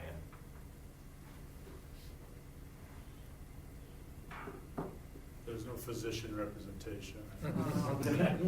Nor the hospital. Yeah, there was a hospital. Oh, was there? Jim Corbett was on it. But I think the hospital is going in the real estate business. So. Well, the good thing is, Mayor, with the comprehensive plan update, housing was looked at. There was a housing assessment as part of it. In addition, as far as the key strategic goals, the comprehensive plan identified strategies for affordable housing last time. And if that still remains a goal, affordable housing, we've heard a couple good suggestions, the density issue. We had listed up here infill development on it as well, some creative ideas as well. That could easily be wrapped into the comprehensive plan update, and we can need to actually do it separately and report back to the commission and the council on strategies to. What about, I don't want to label it as traffic study, but road development? I mean, I know existing roads. There's, Yes. As we grow the town, there's a lot of gravel roads not too far outside of town, outside of town, I guess I would say. So, or like there's been talk of a bypass, from the route north, kind of north, not Main Street, but the northern route coming around maybe to, the west side of town, or even going to the east side of town, just have another bypass or something. Any consideration there, or, as far as the comprehensive plan, do they look at traffic and roads and all that? Yeah, the comprehensive plan actually has a transportation plan on it as well, where you look at those issues, long-term roads, and I would say that the roads that are outlined in the comprehensive plan are major road connections, such as what you're talking about, the bypass that we had over there. University Street was listed in there. Another one that we hear quite often is the West 4th Street or West 3rd Street extension to the north on it as well. And so there are new roads that are talked about and connectivity issues on there. And then they also had at the time with the airport property, I believe there was a road connection off Fifield Road in there as well that went through the airport property. So as part of the comprehensive plan, the transportation plan would be updated on that. Yeah. All that was included, all that. The issue is that it's an opportunity for our manager, when that we get the comprehensive plan, to put together a plan how we're gonna execute it. Because we don't do that. What we did in the past, we just got pulled to this route or pulled to this other one in a kind of a well-intended way, but not towards the goal. Yeah. And I think so we need to say, okay, we got the comprehensive goal. We're gonna prioritize what the projects are gonna be, the first that we're gonna give importance, A, B, C, D, and et cetera, and go with it. And I think so that is gonna give it a strength because things are gonna happen. I would agree with that on the goals. What we've tried to do is work with developers on implementing, especially the transportation projects or a city-initiated project. A good example of that's the Indoor Recreation Center. As a part of that, we're looking at the University Street. That was a road out there as well. But typically, DeGulio Joe's point, when you get to the transportation updates, we've tried to work with developers in implementing that, which is not necessarily on the City of Pella's schedule. Yes. So, I know a long time ago with the airport, we were looking at multimodal and maybe routes north to I-80 and things like that. You know, now that that's kind of changed, then would there be an emphasis to try to come back and do something with a route north? We can start talking about I'll come to see it. yeah. Those plans are still, where that is as far as the I-80 route on it, and what we heard back with the regional airport, and I think that same philosophy, if you were to talk to the FAA and the DOT today, what they would tell you as far as major road improvements, and what they told us when we had our own route and Oscaloosa had the upgrade to Highway 63 going to the north, they said that everyone else in the state, or long story short, they encouraged us as regional and working together. Now, what the state's planning to do is construct a bypass around Oscaloosa Street for the 63 bypass.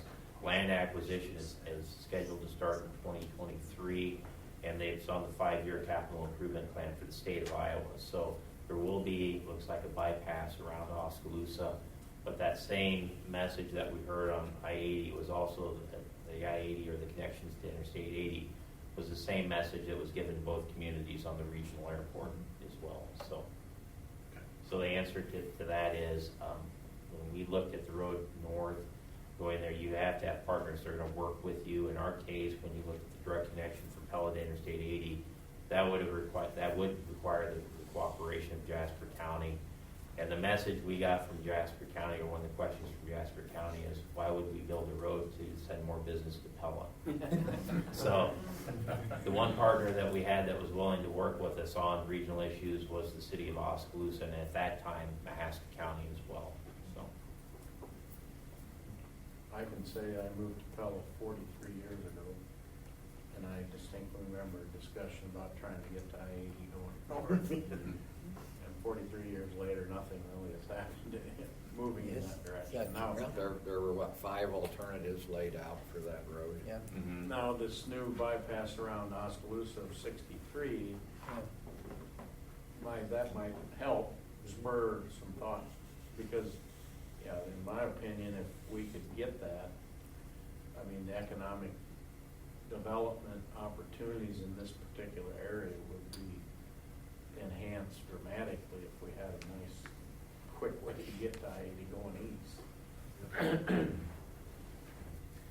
But I don't think I'll be alive long enough to see it.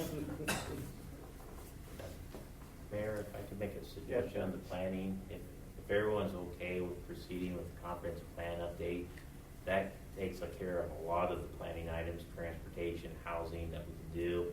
If we wanted to, we could report both back to the City Council and the Planning and Zoning Commission on strategies to address the affordable housing problem. There's been a lot of good discussions on that, and so if there's a consensus, we could certainly proceed with the comp plan update along with the updates to both the zoning code and subdivision code. Yeah, I think you get a rousing prioritize, yes. Okay. Well, the time is good since we have it in our budget for cap plan for next year too. Yeah. We do have one item left to discuss on this. There's questions about process, and we think there'd be value to understand our process from a staff standpoint. So we're prepared to do a quick overview of that. And Jerry, before I turn it over to you to talk about the process, we have listed up here just some highlights. I know everyone hears about the projects that go wrong or the difficulties that go wrong, but the truth of the matter is there's an awful lot that goes right. And if you look at over the last 3 years what we processed out of the planning and zoning department, as well as the commission and the city council, we've issued over 317 housing permits on this. We've issued 488 sign permits. And most people don't realize the amount of regulation that we do conduct out of the Planning and Zoning Commission, but out of the Planning and Zoning Office, but we've also issued over 105 design permits. We reviewed and approved 68 site plans, which is fairly significant. When you look at those subdivisions, most people don't realize that we've had 20 subdivisions in town. And from my standpoint, being on the ground level on a lot of these, every piece of property is unique, and how it applies to the city code is a unique issue on that. So those can be somewhat tricky on this. In addition, another item that's a very time-consuming item from our office is the Board of Adjustment. That's been an active office, or an active governing body as well. In fact, over the last 3 years, we've had 70 Board of Adjustment items. So overall, there's a good deal of work that takes place in our planning and zoning department. And so with that, I think that's kind of a nice segue to Jerry and his process. And Jerry's going to walk us through what typically happens both from a site plan and a subdivision planning process with developers. So go ahead, Jerry. Hi, thank you, Mike. It's been a reoccurring theme mentioned by numerous people tonight that Pella is a unique, Pella is privileged. I've heard this reiteration of Pella is a special place. And that goes back historically to your founding fathers all the way through currently to the people who serve today. There's a vision, and that vision is perpetuated. And the only way that vision is truly perpetuated is through the code, ordinances, and laws that the city puts in place. If you didn't have that dictating what you wanted, it wouldn't be built. And so fundamentally, there's rules of engagement for everybody in the city of Pella to do development that dictates and perpetuates what the founding fathers and the current sitting council and the current zoning and planning commissions have put in for goals and priorities. Now, this process is not something, even though I have made casual reference to I like to do something as simple as A, B, and C, it actually is more involved. And it's not something that the city just randomly decided to do, or any municipality has randomly decided to do. These are statutes that are typically started at the state. The state of Iowa governs your land division and a lot of your codes for development in the state of Iowa, which then flows down to local jurisdictions to implement. So in this process, when a developer of any shape or form, and what I have is I've circulated a actual distribution memo that we use on every project that is highlighted on the top. So every one of these projects come in, this ultimately is part of the tracking process to get these projects reviewed to code, both here locally and at the state. As a developer comes in the office, they walk in our downstairs, they say, I have an interest of doing X, Y, or Z. That is what we call our initial discussions. We'll sit down at the table, we will talk to the developer, we will say, what are you thinking? What is your idea? Why do you want to come here? What is the benefit? What do you want us to help you with, et cetera, et cetera. And those are your initial discussions. And sometimes those can be just random people. They can be long-term, historical developers in Pella. They can be out-of-state speculators or out-of-area speculators. It could be a lot of people. It can be mom and pop. So some of those go somewhere and some of them don't. It's usually people fishing, but eventually some of those move on to the next step, because we provide them all the information. We say, look at our code sections, look at our documents, here's our information. And the real start of the process is what we call a pre-application meeting. And this is actually dictated by our city code. The city code says you must have a pre-application meeting where you kind of give us a sketch plan.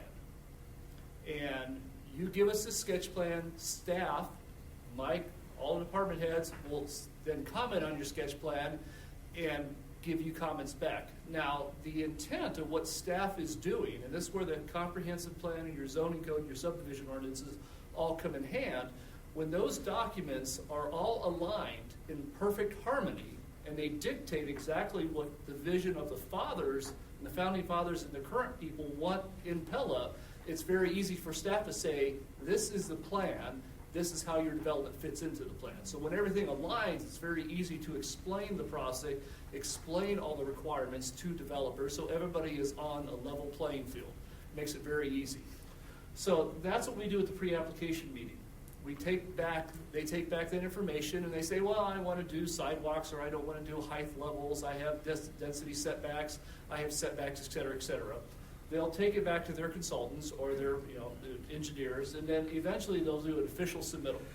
This is where the application comes in, it's engineered, it's drawn to scale, it has everything that is required under code, and our code dictates what is required. I won't go into the details, but if you want to, please stop by. We can go through everything that's outlined, down to where the north arrow must be on the plans, so that everybody can review it accurately.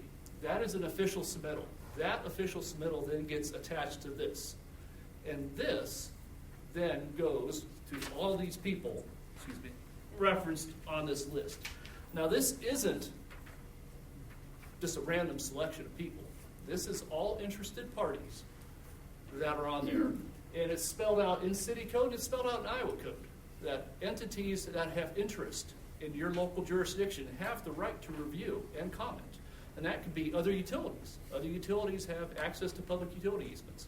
Other entities, sewer, water, those jurisdictions that touch us have all possible influences and could have possible equipment in that subsequent development that we need to coordinate. So it becomes quite an act to go through this process. But then, after we get all those comments back, they again go back to the developer. The developer said, is given this, the public works director has chimed in on this, the electric department has chimed in on this, sewer and water have chimed in on this, and the developer is expected to correct the application submittal. And there's a time frame laid out, and we work to keep this time frame moving, but it can bounce back and forth between what is actually required, what the developer wishes to do, and some part of this can be negotiated. But in the intent is that our code calls out a requirement, and in order for staff to recommend approval of any development, the project must meet code, and staff then can give a recommendation of approval. If the project doesn't meet the code or what the city laws have called out, staff is obligated to give a denial recommendation. And that plays in the route of this path through ultimate P&Z or city council. So again, we give the comments through this form to the developer. They correct their application material to make sure that the development plan meets all the codes and laws of the City of Pella. And then we'll take it to planning and zoning with either a staff recommendation of approval if they have corrected everything, or a possible staff recommendation of denial if they refuse to correct everything. Then it goes through the P&Z action, which you're all aware of, and then ultimately P&Z will recommend on those cases an action to City Council, where basically it goes through the same process of review and application. So that's, in a nutshell, the process. And while it seems that we would like to make it as simple as A, B, and C, it is actually quite, in-depth and can go on for many months at a time. I mean, there are some people here on the council who are going through processes like this, and they can be very well vouched for this, but it's there for a reason. The process is there to protect the identity and the value that Pella stands for. Pella was created for a reason. And as the vision perpetuates, that's staff's job is to continue that vision. And the codes you've written and the laws you've written and your comprehensive plan all calls that out. So it's really, our job is fairly easy, is that if the comprehensive plan and the zoning code and the subdivision ordinance say you have to do X, Y, and Z, that's there for a reason. We just didn't dream it up, it's there for a reason. So that's why, again, the comprehensive plan and the zoning code and the subdivision ordinance should all align.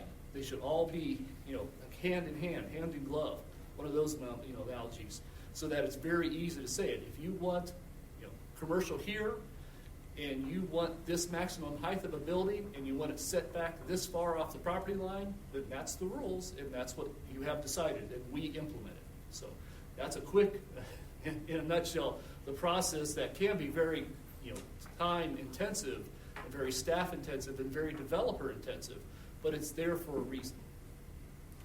And Jerry, correct me before we entertain questions, but we put a lot of emphasis on this pre-application meeting.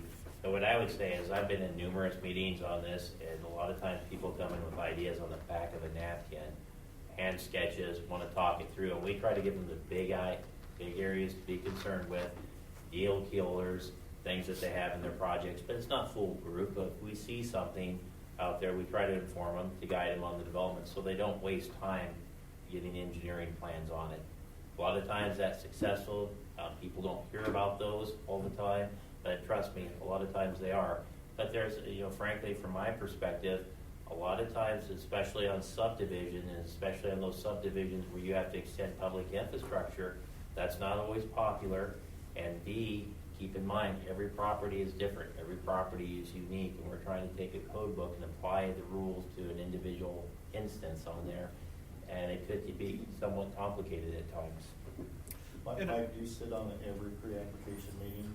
Not everyone, but on the major ones that we have. Jerry and his staff, I'd say on minor projects, on smaller projects that they have, and I'm talking about housing permits, smaller projects they do, but anything of size, I usually try to attend the meeting.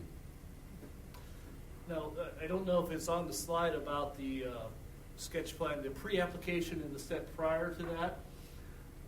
Basically here, when the code was written, it was envisioned that these issues crop up. And it's inevitable. There are always going to be people who are diehard and passionate about what they want to build or bring to your community versus what the city has envisioned. So you're going to have a little bit of give and take here. And this is actually a section of our code that says when we sit down in these initial discussions and these pre-application meetings, we may not see eye to eye. So the reality is neither party can be bound. But once the official application comes in, the developer knows that the official application should meet all the codes and laws of the city of Iowa in order to go forward for approval. The developer doesn't have to. Nobody has to. But they run the risk of having a denial recommendation or the project not being approved. So, you hear those, you think of any project from another place that you don't want here. That's how the city controls development through this process. So it ultimately gets the decision makers to say, I want that 50-foot vape shop in downtown Pella. Or I don't want that 50-foot vape shop in downtown Pella. So I'm just using that as a thing. But you can see one of those kind of criteria that staff would recommend denial, but the developer has the right to go through the process. Because we just can't stop them. But you can see there is a lot of give and take and a lot of protection, and we try and give the best answers in the initial and the pre-application meetings of what we believe the developer needs to do. Again, it's not always the developer's ultimate decision. He can go against us, but he runs the risk of having the denial recommendations. And we try to be upfront on the pre-application meetings that we have, play the what-if scenarios with the developer, and we try to be upfront and tell them that if they choose a path down, they're free to do it, but likely is going to be a recommendation of denial from the city. But take a step back.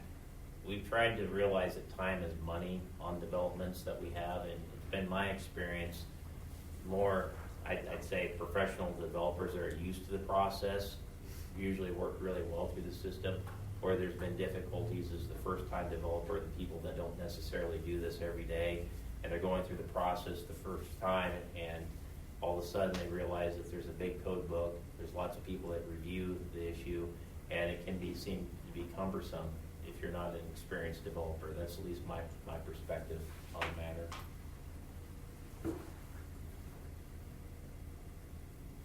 But with that, I would also say there's areas we could likely improve, and so if we have suggestions on things that we could be doing to ease this process, we're all ears. Unfortunately, you have different personalities, and some people will go by whatever guidance he gets and come through the process very well. Other ones, they will fight you in every single point. You're doing this, that we don't allow you to do that. Oh, why not? And argue for months about that. And it's very difficult.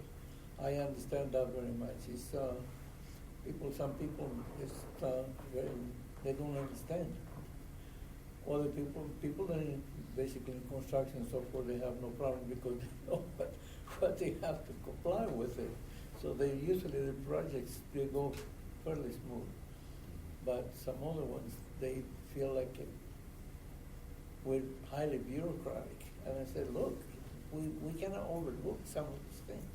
Yeah. And from my perspective too, just to add to the discussion on this item, not everything's straightforward on it. A lot of it, some of the process is somewhat subjective, particularly on properties that need to be rezoned on it. There could be gray issues on it, and one of the gray issues that we've had is planned unit developments.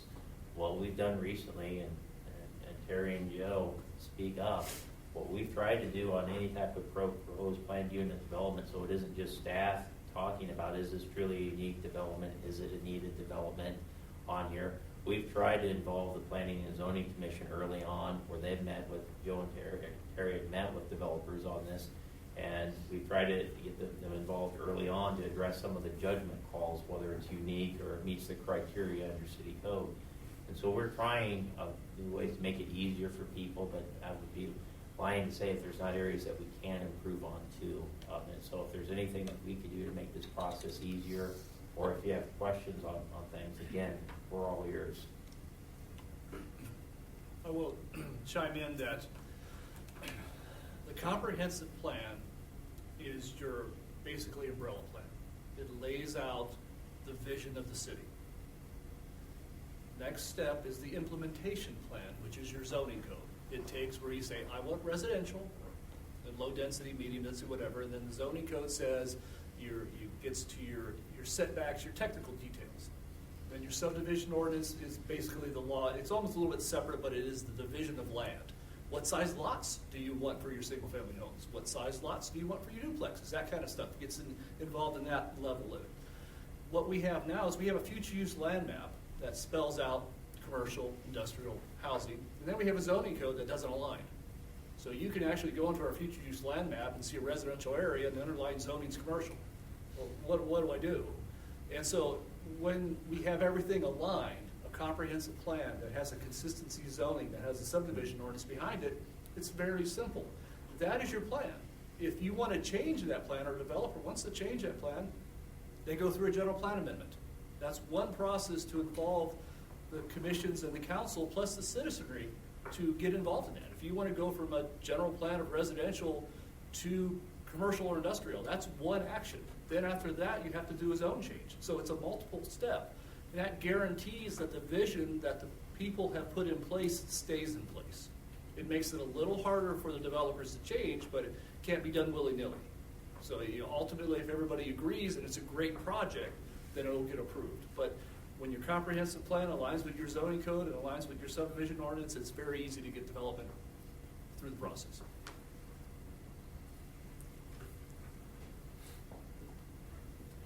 That was an item that I was hoping to address with the comprehensive plan update. Is that, and the Planning and Zoning Commission, I see a lot of snickers around the room. We've been there, done that, and had these discussions on it. And I think it's a fair statement. When we do the next future use land map, there's going to be a lot of discussion on the corporate limits and what's existing zoning. And when we talk about giving ideas to developers if that should be outside the city limits and future areas of the city limited on this, so we don't have these issues that we're currently experiencing. Can I ask one question, just so that we can have a good answer on this now as opposed to later? So the comprehensive plan, and when it was done in 2014, put a window of application till 2035. And now we're talking about doing this in 2022. Can you just explain why that's changed? Well, the window is a 20-year planning period, but the industry standards, all comprehensive plans are typically looking over a 20-year horizon when they analyze the data. That's fairly common from industry standards. The reason in some communities could go up to 20 years if there's not a lot of development in your community, not a lot of changes in your community, it could last longer. For communities that have active development where there's changes on it, it's always a good rule of thumb every 5 to 7 years to update the plan. And so if you look at just the amount of development that we talked about tonight with the new housing developments, the new commercial developments on there, city projects on it, Pella, I would say, is probably on the more active side. So it's very unlikely that we would go to 2035. The danger in a community like Pella, if you were to go out to 2030 or 2032, on it and look at it, and you start having a lot of changes both from a development standpoint where you get more issues with things not aligning with your future use land map, at some point in time the comprehensive plan just simply becomes irrelevant on it.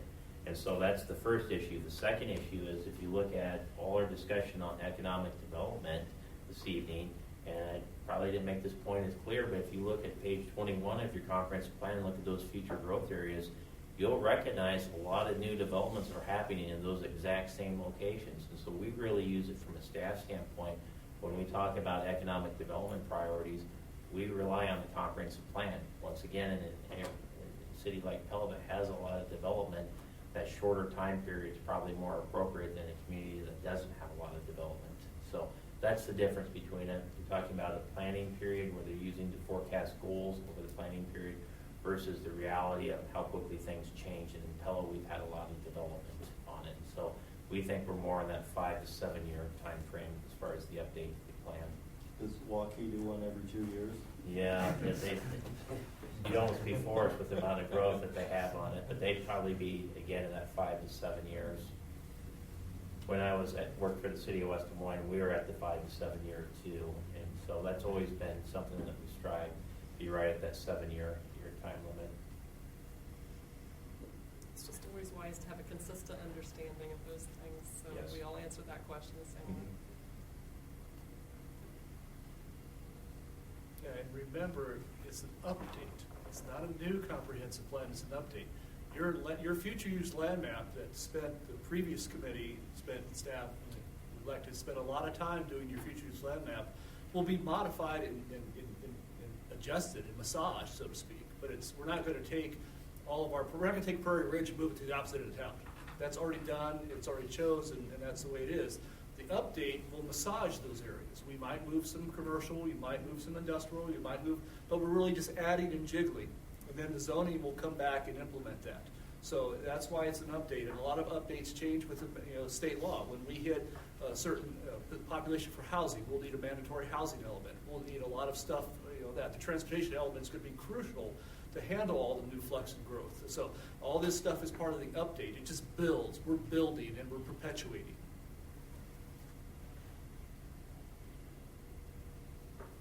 All right, thank you. Same thought. Thanks, both of you, for all the information. Hopefully it was informative. It was for me. Appreciate everybody's time. So I do have to give anybody an opportunity to raise any other issue before we adjourn. Either council member or a member of the commission. Okay, hearing none. I also do need to give any member of the public an opportunity, but I don't know that we have any left, unless Andrew wants to ask us something. So then I will entertain a motion to adjourn. Manstra, Hopkins. All in favor, please say yes. Opposed, no. This is council only. Mandy, please call the roll. Manstra? Yes. Hopkins? Yes. DeYoung? Yes? Carlstone? Yes. Motion passed. We are adjourned. And again, thank you all very much for your time.